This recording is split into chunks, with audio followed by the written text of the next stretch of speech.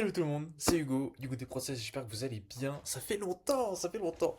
Écoutez, nouvelle vidéo. Alors, je sais pas si vous avez vu cette vidéo, la vidéo de Valère, The Valère, qui explique comment lui, il utilise l'IA pour prédire ses vidéos. Donc, très globalement, pour ceux qui l'ont pas vu, d'ailleurs, je pourrais peut-être la mettre en description. Mais lui, ce qu'il fait, c'est qu'il utilise Cursor. Donc, on va vite fait analyser ça. Comme vous le voyez, la code base à sa gauche là est dégueulasse. Voilà, on va pas se mentir. En tant que dev, ça pique les yeux. En fait, on voit qu'il y a énormément, si vous voulez, de fichiers, de sous-fichiers. Il y a du JS. Bon, ça va, j'ai pas trop vu de Python, mais il y a des ENV, il y a des trucs. Bref, ça se voit que c'est vibe codé, mais c'est pas grave. C'est pas grave parce que ça montre quoi? Ça montre une volonté. Une volonté de vouloir implémenter de l'IA dans son business. Et moi, je trouve ça génial. Je trouve ça génial. Et aujourd'hui, je me permets de faire une petite vidéo très courte qui va juste vous expliquer qu'est-ce que c'est Cursor, comment vous pouvez l'utiliser dans votre business. Et ensuite, je vais vous montrer un exemple concret avec justement un template que j'ai réalisé, que je ne vais pas détailler très précisément dans cette vidéo parce qu'en fait, pour être honnête, il n'est pas encore terminé. Voilà, je voulais vraiment déjà faire cette vidéo d'emblée, mais qui, par contre, d'ici quelques jours, là, vous aurez un template, une vidéo qui vous explique étape par étape comment mettre ça en place, et vous verrez, à la fin, ce sera plutôt correct. Bref, donc concrètement, on va partir sur mon Notion. J'ai pris quelques notes, donc ça, faites pas attention, c'était pour un client. Voilà, donc comment utiliser Cursor pour son business. Donc déjà, qu'est-ce que Cursor? Cursor, c'est un IDE. Alors, désolé, je ne sais plus c'est quoi IDE, hein, mais très globalement, si vous connaissez VS Code, voilà, c'est un outil qui permet de rédiger des lignes de code. Donc, rédiger des lignes de code, globalement, tout ce que vous voyez sur Internet, que ce soit actuellement Notion, que ce soit Loom qui me permet d'enregistrer cette vidéo, que ce soit ChatGPT, ils ont été codés sur un IDE, donc un outil de développement. Voilà, tout simplement. Ensuite, quelle est la différence avec VS Code par exemple? Donc VS Code c'est Visual Studio Code, donc le truc très très basique, très rudimentaire. Mais en fait, comparé à Cursor, il y a l'IA. Concrètement, auparavant, vraiment, je vais vous montrer typiquement qu'est-ce qu'une journée de dev. C'est-à-dire que je vais sur ChatGPT. Bon, je vais cacher ça parce que sinon vous verrez tous mes chats, j'ai pas envie. Et on va lui dire voilà, je souhaite réaliser une API en Python. Et donc, on va prendre ça. Bref, non, hop, calme-toi. Juste, voilà, super, j'allais l'arrêter. Donc, ça veut dire qu'en gros, on doit lire ce qu'il dit. Ensuite, on doit aller dans le truc. On doit créer un nouveau fichier. Ensuite, on peut coller. Enfin, si vous voulez, c'est vraiment deux choses distinctes où il y avait ChatGPT d'un côté, VS Code de l'autre, et donc ensuite fallait déjà aussi connaître un petit peu le dev en fait, parce que ChatGPT, au tout début, 3.5, 4 pour ceux qui ont connu, il était vraiment pas pertinent, il hallucinait énormément, enfin bref. Mais aujourd'hui, la différence c'est quoi? C'est que Cursor, donc l'IDE avec de l'IA, permet d'analyser son code de A à Z pour trouver une problématique cachée entre deux variables. Elle permet de résoudre des problèmes, voilà, qui peuvent parfois être très complexes, tout comme très simples, et qui permet donc de gagner énormément de temps. J'ai enlevé ça parce qu'on voit le reflet à l'intérieur et c'est dégueulasse. Elle permet de générer du code, évidemment. Donc générer du code bah, logique, hein, c'est un LLM, il est fait pour balancer des mots après les autres. Et aussi faire des recherches sur Internet. C'est-à-dire que ça, c'est un autre avantage, malgré qu'ils soient encore un petit peu limités aujourd'hui, mais dans tous les cas, je vais expliquer au fur et à mesure dans des vidéos comment utiliser Cursor concrètement pour coder, quelles sont les bonnes pratiques, etc. Mais il permet quand même de rechercher un petit peu sur Internet. Et donc, concrètement, comment l'utiliser? Écoutez, je vais vous montrer ça. Voilà, je vais vous montrer ça. Donc, on a à droite notre petit curseur, enfin notre petite partie discussion. Donc ici, comme vous le voyez, c'est très intuitif. On a l'endroit où on va entrer les prompts. Ça va de soi. Donc on a l'endroit où on va entrer les prompts et tout simplement le fait de écrire ça, ça va analyser la code base. Si vous lui demandez, tout va dépendre. Et ensuite, il va venir la modifier. Donc créer des fichiers, supprimer des fichiers, modifier des fichiers déjà existants, effectuer des lignes de commande, donc ça sera plutôt ici, bonne transition vers le terminal. Donc le terminal, qu'est-ce que c'est? Le terminal, bon, désolé pour le bruit extérieur, je ne contrôle pas ça.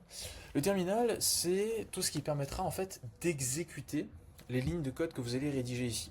Voilà, c'est très bête. C'est-à-dire qu'en fait, vous allez d'abord demander à l'IA de générer des trucs, ou même vous allez générer des trucs, ou copier des choses sur Internet. Ensuite, lorsque vous allez les coller ici, et ben, vous pourrez pas juste, je sais pas moi, appuyer sur ce bouton-là. Enfin, pas très magique ce bouton. En gros, il faudra vraiment aller dans le terminal et effectuer des lignes de commande. Donc il y en a plusieurs. Il y a par exemple quelque chose que vous allez voir très souvent en Python, l'environnement virtuel. Donc ça, c'est par exemple source.env/bin/activate qui permet justement de lancer un environnement virtuel. Voilà, bon, j'ai expliqué ce que c'est qu'un environnement virtuel, hein. Donc un environnement virtuel, c'est comme une boîte, d'accord, dans laquelle on va installer des librairies, dans laquelle on va installer des morceaux de code, en fait, qui ne vont pas impacter le reste de notre ordinateur. Voilà, c'est comme vraiment une boîte isolée dans laquelle on va venir installer des dépendances, dans laquelle on va venir installer des différents fichiers qui ne vont pas du tout impacter le reste du code que l'on a sur notre ordinateur. Voilà, pour faire très simple. Donc après on a quoi? On a par exemple Python main.py. Donc concrètement Python c'est pour sélectionner quel langage on va utiliser. Bon, tapez pas JavaScript truc, hein, ça marchera pas, mais c'est pour vous donner l'idée.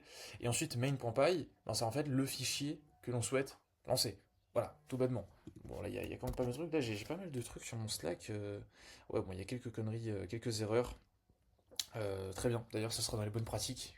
Comment gérer le code de ses clients, les tests, etc. C'est très important. Par contre, je vais juste couper ça parce que c'est invivable. C'est le truc de test.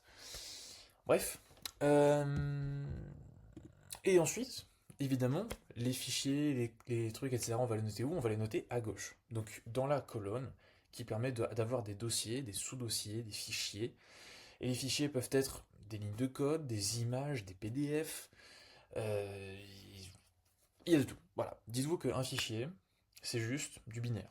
C'est-à-dire une suite de 0 et de 1 que notre machine va réussir à interpréter et nous afficher. Donc concrètement, que ce soit une image, un PDF, etc., dans l'idée, c'est un fichier, mais c'est juste qu'il sera encodé différemment. Voilà. Bon, je suis vraiment très rudimentaire, peut-être même je dis des conneries, mais l'idée est de comprendre que d'un côté vous avez les fichiers, dans lesquels vous allez organiser les dossiers, sous-dossiers, fichiers, sous-fichiers. D'un autre côté, vous aurez le LLM qui vous permettra donc d'effectuer des modifications sur cette code base, hein, quelque chose qu'on va régulièrement utiliser. Et ensuite le terminal qui vous permettra d'exécuter les commandes et donc d'exécuter, de tester vos fichiers. Et ensuite, tout va se jouer en fait sur l'architecture que vous allez avoir dans votre projet. Ça va jouer sur la rapidité, la sécurité, la scalabilité. Voilà, ce sera vraiment pas mal de facteurs. Et c'est pour ça qu'en fait, au bout d'un moment, ça devient le bordel. Vraiment, je reviens sur la codebase magnifique que l'on avait de notre cher ami Valère. Je n'ai rien contre toi, mais juste, voilà, c'est quelque chose où il s'est dit, bon, écoute, mec, code-moi ça, fais-moi un truc comme ça. Et en fait, il balance, ce qui fait qu'au bout d'un moment, t'as une montagne de fichiers, et ça devient très vite problématique. Donc, je vous propose qu'à l'issue de cette vidéo, d'ici 2-3 jours max, je pense, euh, il y aura donc une vidéo de présentation. Donc déjà, je peux vous donner un petit avant-goût, hein, de ce à quoi ça ressemble. Tac. Donc, hop. Magnifique, non? Voilà.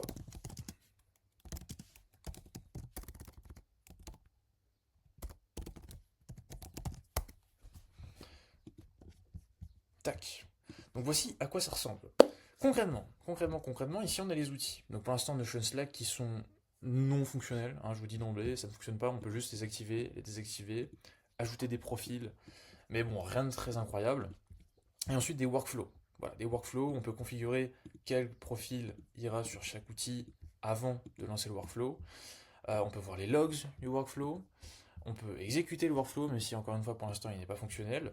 Ici on aura les différentes interfaces, hein. Donc si on a des interfaces un petit peu personnalisées, voilà. Donc l'idée c'est quoi? C'est que on pourra juste échanger avec le LLM, et le LLM il aura ce que l'on appelle des règles. Il aura des roles, il aura une mémoire. Et en gros tout ça, ça va lui expliquer comment la codebase fonctionne et quelles sont les bonnes pratiques pour le modifier. Et donc, à partir de là, il ne va pas vibe coder, il va vraiment coder comme moi je lui ai demandé de coder pour vous. Je sais pas si vous voyez. C'est-à-dire qu'en fait, là, je vais vous montrer. On a ce qu'on a. On a ce qu'on a. Waouh. Il est 18 h. Depuis ce matin, je suis là. Bref, on s'en fout. Alors, préférence Cursor Settings. Donc en fait, dans Cursor, on a ce que l'on appelle des rules. Donc en fait, des rules, des règles, hein, en français tout bêtement, ce sont tac, c'est vraiment une instruction. Une, une très longue instruction, mon foi. Ça, c'est moi qui l'a faite. D'ailleurs, si vous la voulez, elle est dans mon serveur Discord. Mais bon, bref, je pourrais vous la passer dans le prochain épisode. Mais concrètement, comment ça marche? Elle dit, bon, écoute, Raoul, tu es un développeur senior minimaliste. Ton objectif est de livrer le plus petit nombre de lignes de code, mais les plus lisibles, solides et maintenables possibles pour atteindre la demande de l'utilisateur. Bref, ça fait vraiment une prompt que j'ai pris un bon 1 an à bien optimiser, à force de tester, voir les feedbacks, etc., améliorer et tout. Et voilà, ça m'a permis vraiment ça me permet en fait de vraiment coder de manière hyper simple. Et aujourd'hui, en fait, limite, je ne vibe code plus. Je ne vibe code plus, pardon. Je fais vraiment du code hyper propre, structuré, malgré que du coup, bah, à force de faire du code, j'ai quand même appris à bien structurer du code. Mais dans l'ensemble, même si quelqu'un démarre de zéro, s'il fait exactement ce que je lui dis, il aura toujours moyen de résoudre ses problèmes dans le code. Voilà, aussi simple que ça.